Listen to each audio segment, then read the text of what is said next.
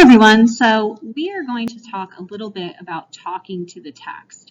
And talking to the text is using some active reading strategies for informational text as well as fictional text to help kids make deeper connections while they're reading and read for meaning.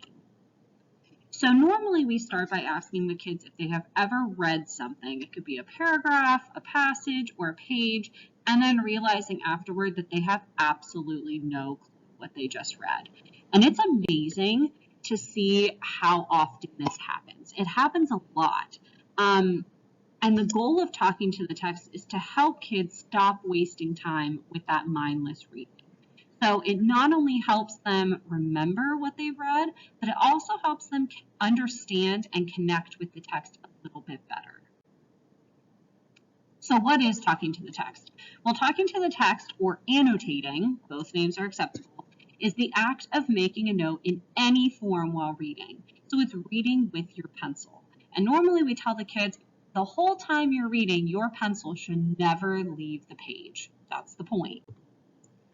So talking to the text is not highlighting without a purpose. So a lot of times kids feel like, oh, I'm going to make some marks on my paper. I'm going to highlight a whole bunch of stuff, and that'll look like I'm doing a really good job. When in reality, it's really not doing anything. Talking to the text is also not underlining or highlighting the majority of the text. So if you look down at the bottom picture on the right-hand side, everything's yellow. So if you have to go back and look for the important information, how do you know what's important if it's all the same color?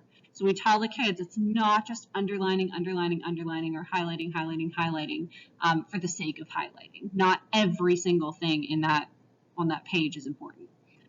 It's also not drawing symbols without writing notes attached to them. So the other picture, you see there's lots of smiley faces, there's circles, there's arrows, but there's nothing tied to it. So if I look back, why did I write that smiley face? Why did I circle it? We want to make sure, or you want to make sure that your students are writing notes along with their marks so that when they go back to look at it again, they understand why they put that mark there. So why do we talk to the text? Well, kids will tell you that the majority of the reading that they do is simply just skimming. And that's not helpful when they're eventually going to have to write a type 3 or a type 4 and write with the text that they just read. So talking to the text slows the reader down so that they don't miss any of the important details. It promotes active reading, and it promotes reading and writing because they're doing both simultaneously. So they can't just sit there and mindlessly zone out because they have a job to do. They're doing two things at once. It also allows the reader to make deeper connections. So all of those things are why we do talking to the text. So what will you need? Definitely needs a pencil. All right, it's talking with your pencil or writing with your pencil, so you definitely need a pencil.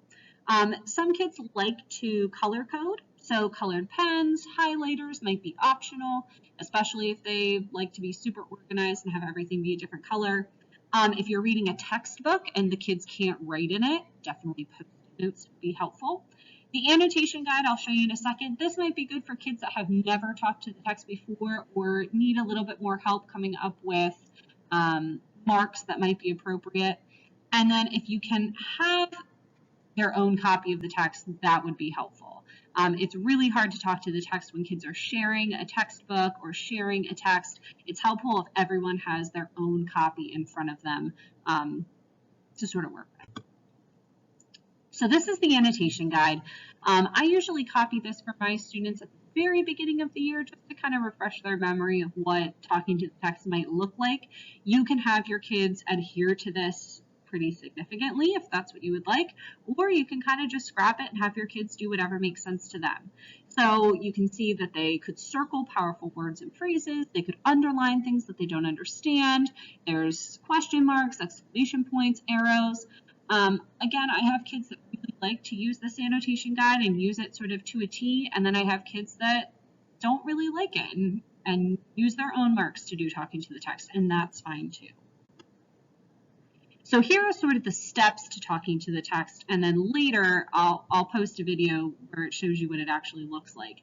But before you start even reading the text, you want to preview it. So you want to look ahead, you want to skim the headlines, look at the pictures, look at the captions, and before you even start reading, you want to start making a couple notes. So what connections can you make before you even start reading this article? What predictions can you make? What background knowledge do you already know about this topic? Do you have any comments to make? Hey, that looks cool, or hey, I've seen that before. So before they even start reading the article, they're starting to build some of that information that they might need to further understand it later on. You also want to check in with the kids that they understand what they're writing down. Because again, just making those random markings on the page to make it look like they're talking to the text isn't going to help them later on when they actually have to write about it.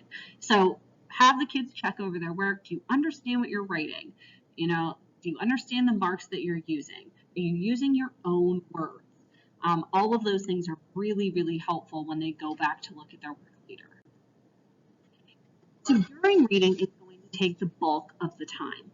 This is when they're going paragraph by paragraph through the text, marking unfamiliar vocabulary, important information. They can do connections, predictions, questions, inferences, strategies that they learned in other classes.